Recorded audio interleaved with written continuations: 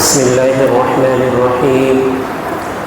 الحمد لله رب العالمين، والصلاة والسلام على شمس الهداية واليقين وعلى آله وأصحابه أجمعين. أما بعد، فأعوذ بالله من الشيطان الرجيم. بسم الله الرحمن الرحيم.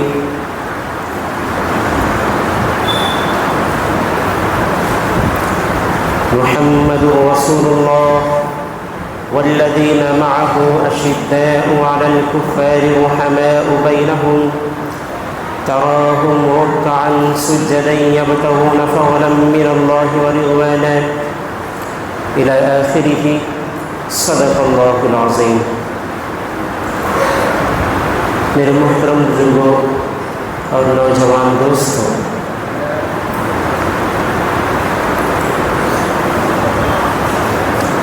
تاریخ کے اوراق میں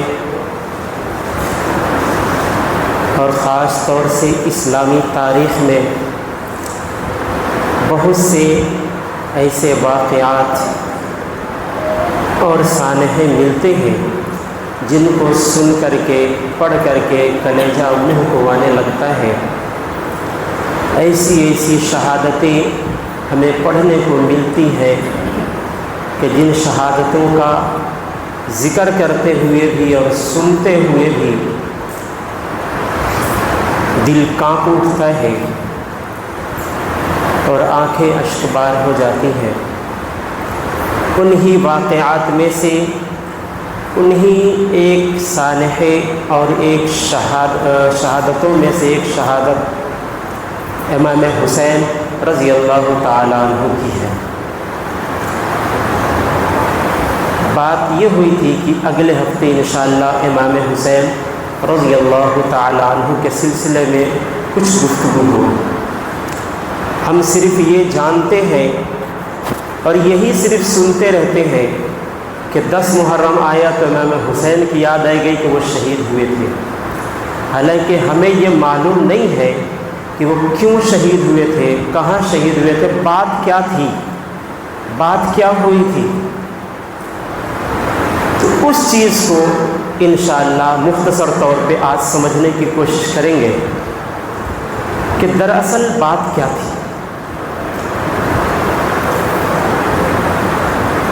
اس موضوع پہ گفتگو کرنے کے لیے کم و بیش گھنٹے 2 گھنٹے چاہیے، لیکن یہاں وقت مختصر ہے، اس لیے خاص پوائنٹس کو نظر میں رکھتے ہوئے گفتگو ہوگی. نبی کریم صلی اللہ علیہ وسلم کی وفات سن 11 ہجری ربیع الاول کے مہینے میں ہو جاتی ہے. اس کے بعد 2.5 سال تقریباً حضرت ابو بکر صدیق رضی اللہ تعالی عنہ کا ایک دور خلافت ہے. جب حضور کریم صلی اللہ علیہ وسلم کی وفات ہوتی ہے تو امام حسن کی عمر 8 سال ہے، امام حسین کی عمر 7 سال ہے. ابو بکر رضی اللہ تعالیٰ عنہ کی خلافت 2.5 سال رہتی ہے. عمر امام حسین کے ہو جاتی ہے 9.5 سال. اس کے بعد ہے کہ عمر رضی اللہ تعالیٰ عنہ کی خلافت 10 سال رہتی ہے، عمر ہو جاتی ہے 19.5 سال. اس کے بعد حضرت عثمان ذو النورین رضی اللہ تعالیٰ عنہ کی دور خلافت رہتی ہے 12.5 سال. تو تقریباً عمر ہو گئی 29 اور 3 32 سال. 32 سال عمر ہو گئی. اور 4.5 سال تقریباً حضرت علی رضی اللہ تعالیٰ عنہ کی دور خلافت ہے، جو کہ امام حسین رضی اللہ تعالیٰ عنہ کے والد محترم ہیں. تو آپ کی عمر 4.5 سال کے بعد 32 4 36 36.5 سال 36.5 سال اور 6 مہینہ تقریباً امام حسن کی خلافت رہتی ہے اور امیر معاویہ رضی اللہ تعالیٰ عنہ کے ساتھ صلح ہو جاتی ہے. اب امیر معاویہ رضی اللہ تعالیٰ عنہ کی خلافت تقریباً 19 سال ہے. اب 36 36.5 اور 6 مہینے 37 اور 19 سال کتنے بنتے ہیں؟ تقریباً 56 بنتے ہیں۔ لے دے کے 56 یا 57 سال، 56 اور 57 سال کی عمر میں جب امام حسین پہنچتے ہیں تو یہ وہ وقت ہے جب حضرت معاویہ رضی اللہ تعالیٰ عنہ کا بیٹا یزید بن معاویہ دور خلافت میں پہنچ کے خلافت حاصل کرتا ہے اور اسے خلافت ملتی ہے۔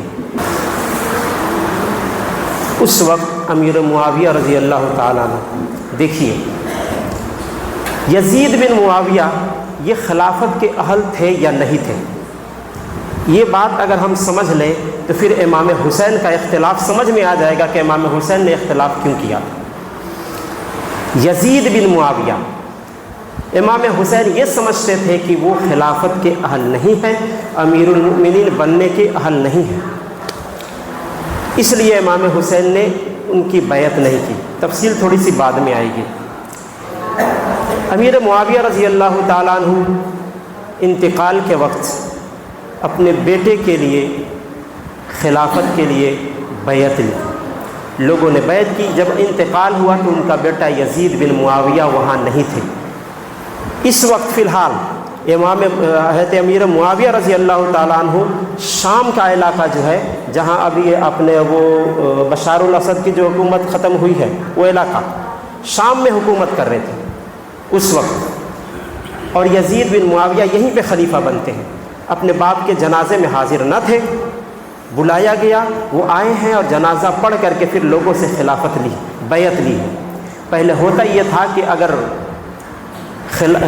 خلیفہ بننا ہے تو سب سے بیعت لیا جاتا تھا کہ فلاں کا گورنر وہ ہے، تم اپنے علاقے میں لوگوں سے بیعت لے لو، جو وہاں کے خاص لوگ ہیں وہ بیعت کر لیں کہ ہم نے خلیفہ مان لیا ہے، تو خلیفہ مان لیا جاتا تھا، تسلیم کر لیا جاتا تھا۔ اس طریقے سے چونکہ وہاں حکومت ان کی تھی، روب دبدبہ ان کا تھا، لوگوں کو خلیفہ ماننا پڑا۔ اور جو اگل بغل کے علاقے تھے وہاں کے گورنر اور عاملوں کو خط لکھا گیا کہ تم بیعت لو لوگوں سے، انہوں نے بیعت لی اور وہ پورا علاقہ، شام کا علاقہ جو بھی تھا، وہاں اس کی حکومت قائم ہو گئی۔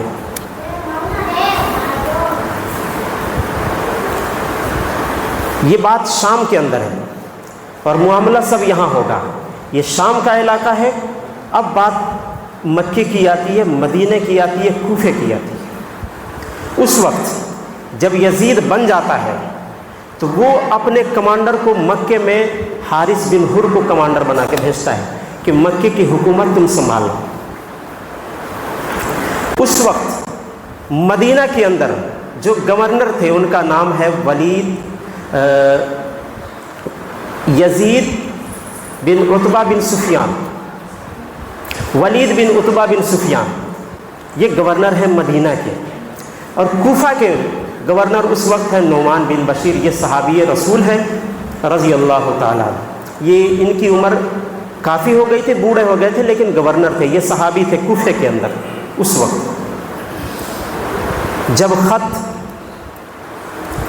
یزید کی طرف سے پہنچتا ہے تو امام حسین مدینے میں تشریف فرما ہے۔ اس وقت جو بڑے صحابہ میں گنے جاتے تھے ان میں عبداللہ ابن عباس ہیں، عبداللہ بن عمر ہیں، عبداللہ بن زبیر ہیں، امام حسین ہیں۔ یہ 4 لوگ بڑے طبقے کے، ان کا روب و دبدبہ تھا، ان کو مانا جاتا تھا۔ یہ عبداللہ ابن عباس حضور پاک صلی اللہ علیہ وسلم کے چچیرے بھائی ہیں۔ عبداللہ ابن عمر حضرت عمر رضی اللہ تعالیٰ عنہ کے بیٹے ہیں۔ عبداللہ بن زبیر یہ حضرت اسماء رضی اللہ تعالیٰ عنہ کے بیٹے ہیں۔ یہ 4 لوگ ہیں۔ تو خاص طور سے ان سے بیعت لینی تھی کہ تم بیعت کرو کہ یزید خلیفہ ہے۔ جب یہ خط پہنچا تو سب سے پہلے عبداللہ ابن زبیر رضی اللہ تعالیٰ عنہ کو بلایا گیا۔ آپ نے آنے سے انکار کیا اور کہا کہ کچھ مہلت ہمیں دے دی جائے۔ آپ کو مہلت دی گئی، یہاں تک کہ رات ہوئی، عبداللہ ابن زبیر اپنے خاندان کے ساتھ مکہ ہی چلے گئے۔ صبح اس وقت वलीद बिन उतबा बिन सुफियान, उन्होंने 30 सवारों का दस्ता उनके पीछे दौड़ाया, कोई हासिल नहीं हो पाया। पूरा दिन उनके चक्कर में गया उनका, यहाँ तक कि रात हुई है और इमाम हुसैन रज़ी अल्लाह तआला अन्हु ने इस रात को, दूसरी रात को गनीमत समझ के आप अपने घर वालों के साथ मक्का चले गए, बैत नहीं की। जब मक्का जाते हैं तो मक्का में हारिस बिन हुर यजीद की तरफ से खलीफा गवर्नर बनाया गया था मक्के का। अब्दुल्ला बिन ज़ुबैर वहाँ जा कर के जो सफ़वान बिन उमैया उनके बेटे थे, उन्होंने आपके हाथ पे बैत की। यहाँ तक कि 2000 मक्का के लोगों ने अब्दुल्ला बिन ज़ुबैर के हाथ पे बैत कर लिया और उनको वहाँ का गवर्नर मान लिया। यहाँ तक कि अब्दुल्ला बिन ज़ुबैर पूरी वहाँ की कमान संभाल लेते हैं और हारिस बिन हुर जो यजीद की तरफ से गवर्नर था उसे कैद कर देते हैं। इमाम हुसैन भी उसी वक्त पहुँचते हैं। यहाँ अब्दुल्ला इब्न अब्बास और अब्दुल्ला बिन उमर, ये 2 बड़े सहाबी मदीने में थे। यजीद की तरफ से ख़त में लिखा गया था कि अब्दुल्ला बिन उमर से ज़्यादा बैत लेने के लिए परेशान न करो, क्योंकि उन्हें हुकूमत की कोई ख्वाहिश ही नहीं है। दोनों आदमी फिर ये भी मक्का चले आए। बात यहाँ से शुरू होती है।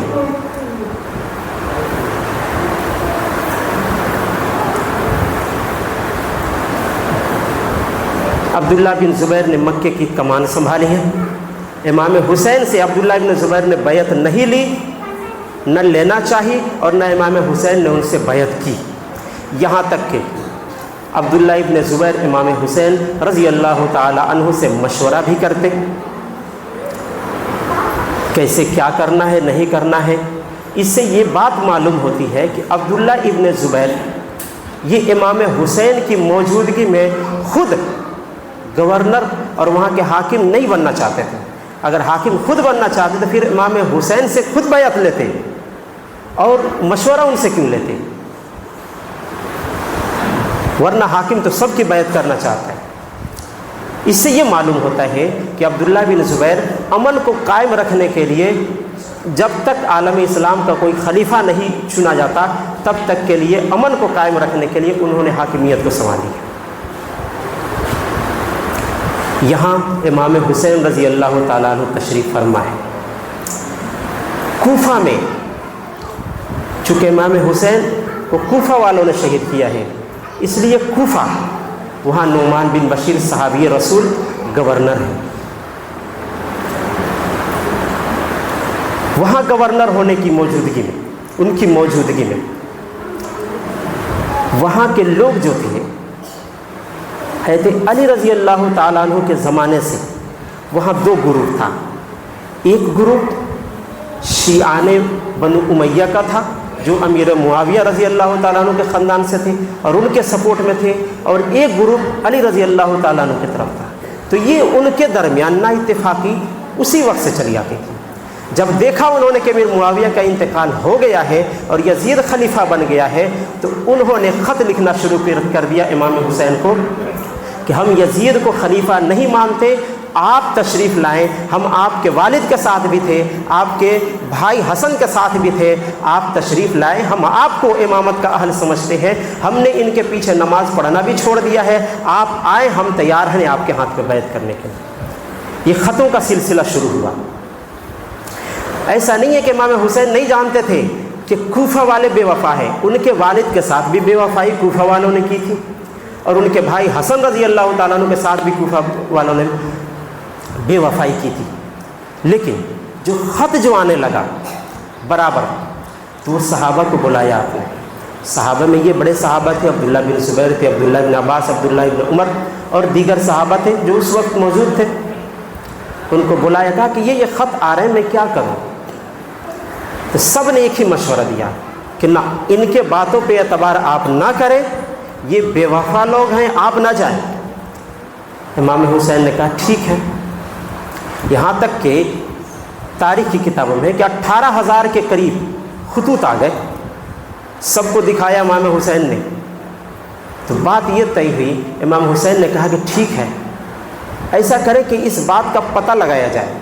तो आपने मुस्लिम बिन अकील बिन अबी तालिब रज़ी अल्लाह ताला इनको तीसरा सालिस बना के भेजा कि इस बात में कितना दम है, जा कर के पता लगाया जाए। وہ سب سے پہلے مسلم بن عقیل گئے ہیں کوفہ۔ وہاں جانے کے بعد لوگوں نے ان کے ہاتھ پر جو بیعت کرنا شروع کی، یہاں تک کہ پہلے دن ہی 12,000 لوگوں نے بیعت کی ہے۔ مسلم بن عقیل نے خط لکھ دیا امام حسین کے نام کہ آپ آئیں، تشریف لائیں، یہ لوگ بے وفا نہیں ہیں بلکہ یہ تو خدمت کا جذبہ رکھتے ہیں۔ پہلے دن اتنے لوگوں نے میرے ہاتھ پہ بیعت آپ کے نام پہ کر لی ہے، آپ تشریف لے آئیں۔ ابھی تک کوفہ والوں نے بے وفائی نہیں کی تھی۔ یہ خط وہاں پہنچ گیا۔ امام حسین نے اس خط کو نکال کے ساتھیوں کو دکھایا۔ اب انکار کی کوئی گنجائش نہیں بچی تھی۔ اس خطوط میں بہت ساری چیزیں بھی لکھی ہوئی تھیں۔ اس میں یہ بھی لکھا ہوا تھا کہ آپ آئیں، ہم آپ سے دین سیکھنا چاہتے ہیں، اگر آپ نہیں آئیں گے تو قیامت کے دن ہم یہ سوال اٹھائیں گے اللہ کے دربار میں کہ ہم نے امام حسین کو بلایا تھا، وہ نہیں آئے۔ یہ ساری چیزیں اس خط میں لکھے ہوئے تھے، ساری چیزیں لکھی ہوئی تھیں۔ اب انکار کی کوئی گنجائش نہیں تھی۔ اب امام حسین نے یہاں سے تیاری کی ہے، لیکن چلتے وقت عبداللہ ابن عباس رضی اللہ تعالیٰ عنہ نے آخری گزارش جو امام حسین رضی اللہ تعالیٰ عنہ سے کی ہے، وہ آخری گزارش یہ تھی کہ ٹھیک ہے آپ جاتے ہیں جائیں، لیکن آپ سے گزارش یہ ہے کہ آپ اپنے ساتھ بال بچوں کو نہ لے جائیں۔ لیکن چونکہ امام حسین رضی اللہ تعالیٰ عنہ کے ذہن میں یہ بات تو تھی نہیں کہ لڑائی کرنی ہے، جنگ کرنی ہے، وہ تو دعوت کے ارادے سے جا رہے تھے، تو بچے کو لے جانا کوئی غیر معمولی بات نہ تھی، ساتھ میں پریوار کے ساتھ جانا چاہتے تھے، تو آپ پریوار کے ساتھ نکل گئے۔ مسلم بن عقیل جو کوفہ پہلے گئے تھے، یزید کی طرف سے، جو شام میں بیٹھے حکومت پہ بیٹھا ہوا ہے یزید، اس کو یہ بات کہ اس بات کی خبر مل گئی کہ مسلم بن عقیل امام حسین کی طرف سے کوفہ پہنچ چکے ہیں اور لوگوں سے بیعت لے رہے ہیں۔ انہوں نے مشورہ کیا، کس سے؟ اپنے باپ معاویہ رضی اللہ تعالیٰ عنہ کے آزاد کردہ غلام سرجون نامی تھا، اس سے مشورہ کیا۔ اس نے مشورہ میں یہ مشورہ دیا کہ عبید اللہ بن زیاد جو بصرہ کا حاکم ہے اسے بھیجا جائے، اس کے علاوہ اس چیز کو کوئی نہیں سنبھال سکتا ہے۔ عبید اللہ بن زیاد بڑا ظالم قسم کا انسان تھا، اس کا باپ زیاد، اس کا ظلم بھی بڑا مشہور تھا۔ اس کے مرنے کے بعد اس کا بیٹا عبید اللہ بن زیاد، یہ بھی بڑا ظالم شخص تھا۔ اس کے ظلم سے سبھی واقف تھے، بصرہ اور کوفہ سارے لوگ واقف تھے اس کے ظلم سے۔ عبید اللہ بن زیاد کو پسند نہیں کرتا تھا یزید، لیکن پھر بھی مجبوراً اسے گورنر بنا کے بھیجنا پڑا۔ اب یہاں سے عبید اللہ بن زیاد بصرہ سے چلا ہے اور بصرہ میں اپنے بھائی کو نائب حاکم بنا کر کے کوفہ کے لیے روانہ ہوا ہے۔ کوفہ داخل ہونے سے پہلے ہی اس نے اپنے لشکر کو روکا ہے اور تنہا یا اپنے ساتھ ایک آدمی کو لے کر کے کوفے میں داخل ہوا ہے۔ یہاں کوفے میں تو یہ چرچا ہو گیا تھا کہ مسلم بن عقیل بیعت لے رہے اور امام حسین مکے سے تشریف لا رہے ہیں۔ اس نے اپنے چہرے پہ نقاب ڈال کر کے کوفے میں داخل ہوا عبید اللہ بن زیاد۔ لوگوں نے سمجھا کہ امام حسین ہے، یہاں تک کہ جو حاکم نعمان بن بشیر تھے ان کے دروازے پہ نعمان بن بشیر رضی اللہ تعالیٰ عنہ چھت پہ کھڑے ہوئے، چونکہ نعمان بن بشیر اس وقت یزید کی طرف سے حاکم تھے اور جو امام حسین کے ماننے والے تھے وہ نعمان بن بشیر کے خلاف تھے۔ اسی وجہ سے نعمان بن بشیر شام میں ہی اپنا دروازہ بند کر لیتے تھے، چھت پہ کھڑے ہو کر کے کہتے ہیں شور نہ مچائے، ابن علی آپ تشریف لے آئے۔ یہاں تک کہ عبید اللہ بن زیاد نے نقاب کو ہٹایا تو لوگ دنگ رہ گئے، یہ تو عبید اللہ بن زیاد ہے، یہ تو امام حسین نہیں ہے۔ اس کا ظلم مشہور تھا۔ یہ دیکھتے ہی سارے کوفیوں کی ٹانگیں ہلنے لگیں، سب کانپنے لگے۔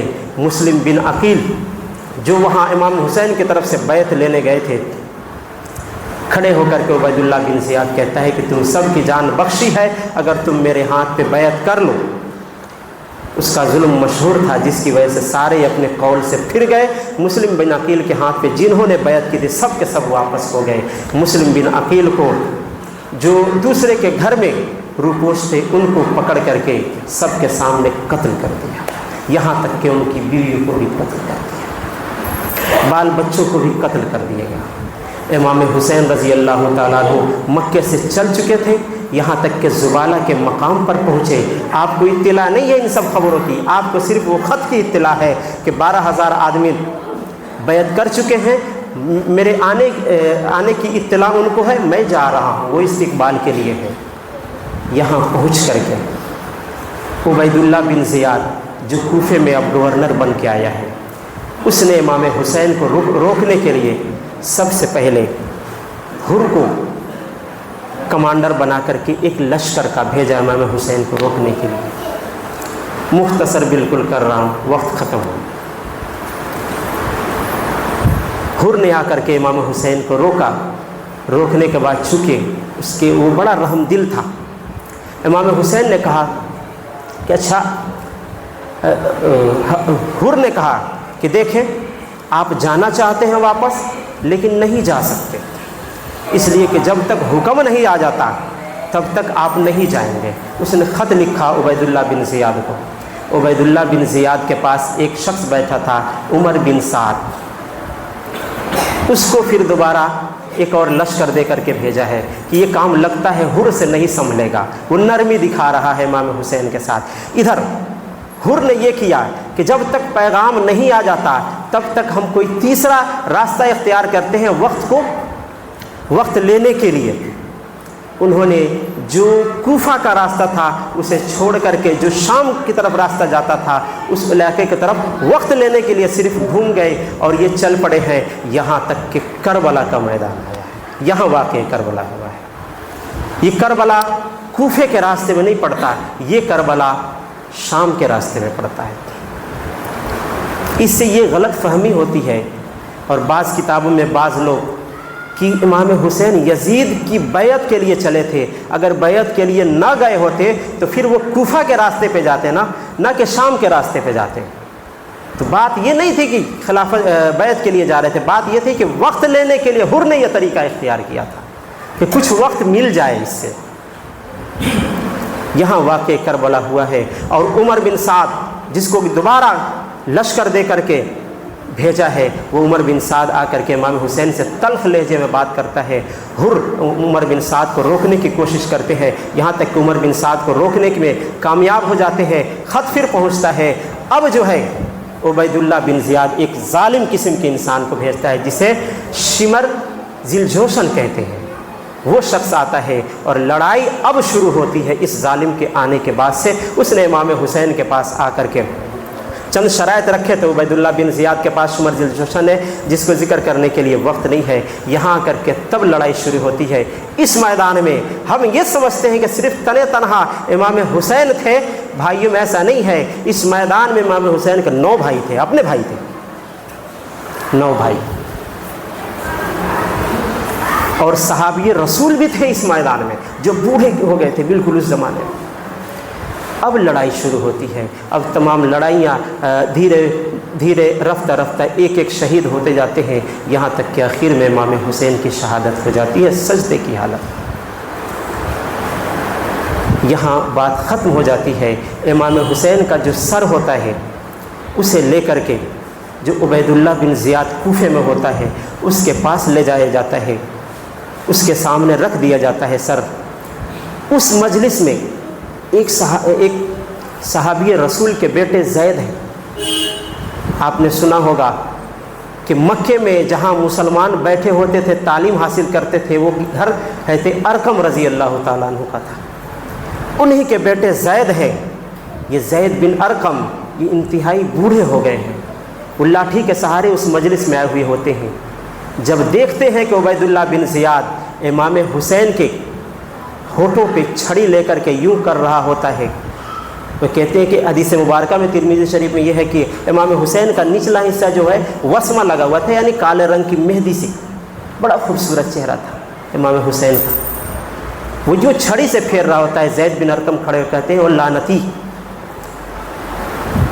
او لعنتی، ہوش کر، میں نے ان ہونٹوں کو دیکھا ہے کہ نبی کریم صلی اللہ علیہ وسلم نے اسے چوما ہے۔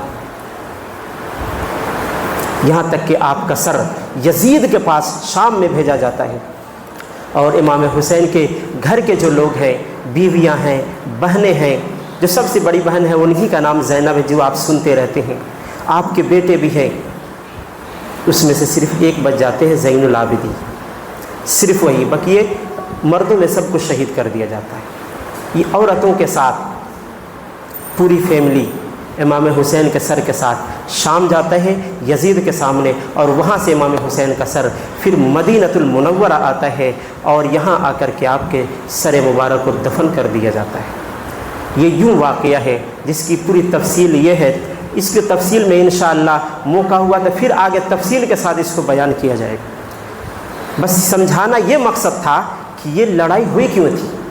ہم جب بھی 10 محرم الحرام آتا ہے امام حسین کی یاد میں کو یاد کرتے ہیں، اور دوسرے لوگ جو ہے ماتم کرتے ہیں، یہ کیوں کرتے ہیں؟ آخر واقعہ کیا تھا وہ آپ کے سامنے بات آ گئی کہ امام حسین نے اسے خلافت کا اہل نہیں سمجھا تھا، اس لیے بیعت نہیں کی۔ اور آپ کوفہ کیوں گئے تھے؟ کوفہ اس لیے گئے تھے کہ وہاں کے ماننے والوں نے آپ کو بلایا تھا، آپ نہ لڑائی کے لیے گئے تھے اور نہ کسی اور چیز کے لیے گئے تھے، بلکہ آپ کو بلایا گیا تھا اس لیے گئے تھے تاکہ یزید کو خلافت سے ہٹایا جا سکے، چونکہ خلافت کا اہل نہیں تھا، اور امام حسین اپنی بات میں بالکل صحیح تھے کہ وہ خلافت کا اہل نہیں تھا۔ جب کہ امام حسین موجود ہو پھر ان کی موجودگی میں خلافت کا اہل دوسرا کون ہو سکتا ہے؟ اس لیے وہ اپنے موقف میں بالکل صحیح تھے اور حق پر یہی تھے۔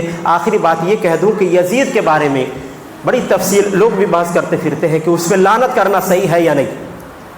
یہ آخری بات ہے، لعنت کرنا صحیح ہے یا نہیں۔ دیکھیں، یزید کی طرف سے حکم جاری قتل کرنے کا نہیں ہوا تھا، یہ نہیں ہوا تھا، یہ کام اس شمر ذی الجوشن نے کیا ہے اور عبید اللہ بن زیاد نے کیا ہے۔ اس کی خبر یزید کو نہیں تھی، یہاں تک تو بات ٹھیک ہے۔ ابھی تک یزید قصوروار نہیں ہے، یزید نے صرف بیعت کرنے کی بات کہی ہے کہ بیعت لے لو۔ اب جب قتل ہوا ہے امام حسین کا، شہید ہوئے ہیں، اب اس کے بعد یزید کا فرض بنتا تھا کہ امام حسین کے قاتلوں کو سزا دے، اس کو اس کے عہدے سے الگ کرے۔ آپ حاکم ہیں، اگر آپ نے کسی چیز کا آرڈر نہیں دیا اور ہم نے اس کام کو کر دیا تو ظاہر سی بات ہے مجھے اس عہدے سے ہٹانا یہ آپ کا فرض ہے، مجھے اس کے طرف سے بدلہ لینا آپ کا فرض ہے۔ یزید نے نہ بدلہ لیا ہے نہ ان کو گورنری سے ہٹایا ہے، یزید اب لعنتی بنا ہے، ابھی اس کے قتل میں شریک ہوا ہے، چاہے کسی طریقے سے شریک ہوا، امام حسین کے قتل میں شریک یزید ہوا ہے۔ اس لیے یہاں رک کے اس کا موقف بھی سمجھے کہ یزید کے بارے میں اچھا تو نہیں کہا جا سکتا، اتنی بات تو پکی، اچھا نہیں کہہ سکتے، لعنت کا برا کہہ سکتے ہیں کہ نہیں؟ تو جو لوگ انہیں برا کہتے ہیں، لعنتی کہتے ہیں، وہ بھی ٹھیک ہے، لیکن کہنے سے کچھ ملے گا نہیں۔ صحیح یہ ہے کہ خاموش رہا جائے، اس کا معاملہ اللہ کے سپرد کر دیا جائے کہ اس کا معاملہ اللہ کے سپرد ہے، اللہ بہتر جانتا ہے کہ اس کے دل میں کیا تھا۔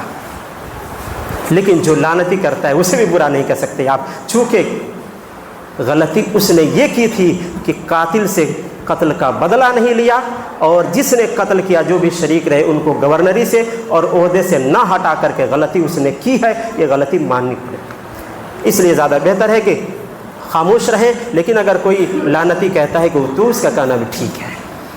یہ یزید کے بارے میں موقف ہے اہل سنت والجماعت کا، موقف یہ ہے کہ خاموش رہا جائے، توقف اختیار کیا جائے، اس لیے ہم بھی توقف اختیار کرتے ہیں، اس کا معاملہ اللہ کے ساتھ۔